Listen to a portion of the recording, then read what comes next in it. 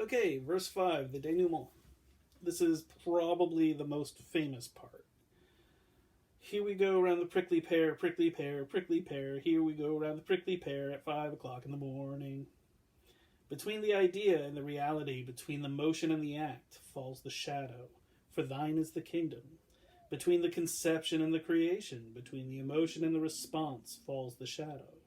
Life is very long.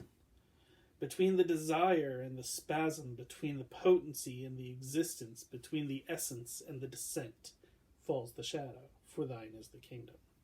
For thine is life, for thine is the, this is the way the world ends. This is the way the world ends.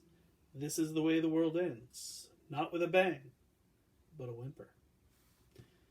Again, that last stanza is probably the most famous. You've probably heard it somewhere. So he starts this verse with a children's nursery rhyme, right? Here we go around the prickly pear, prickly pear, prickly pear. Here we go around the prickly pear, 5 o'clock in the morning. If it's anything like Ring Around the Rosie, you're dealing with mass death. Think Ring Around the Rosie, pockets full of posies, ashes to ashes, we all fall down.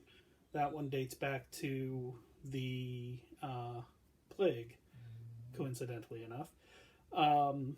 But the idea of people getting sick and dying, ashes to ashes, comes from the biblical funeral elegy.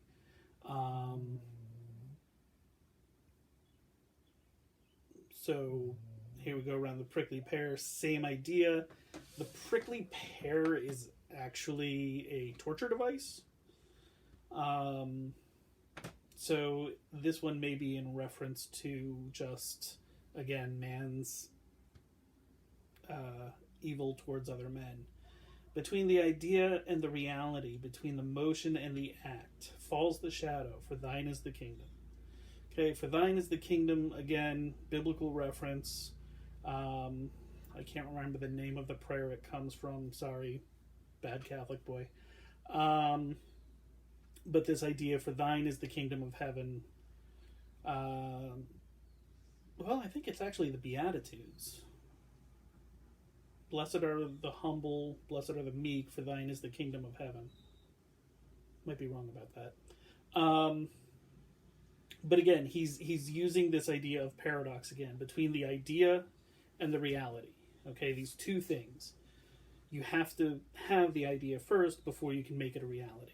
Between the motion and the act. What's the difference between motion and act?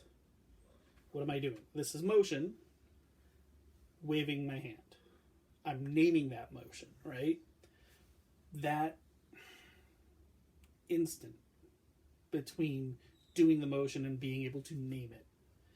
Okay? Between emotion and response. You get angry, what do you do out of anger? You're upset, what do you do when you're upset? Between conception, again, the idea, and creation.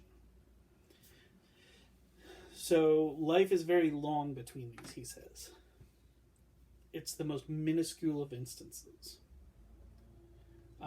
This could be a reference to Blake, the idea of all eternity in a grain of sand. Something so minuscule, and yet everything therein contained. And again, he keeps going between desire and spasm, between potency and existence. Potency as in potential. Okay, between, again, idea, concept, whatever, and reality.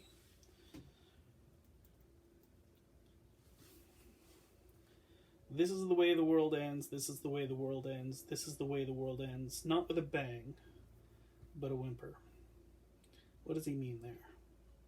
I'm going to leave that to you to solve. Good luck.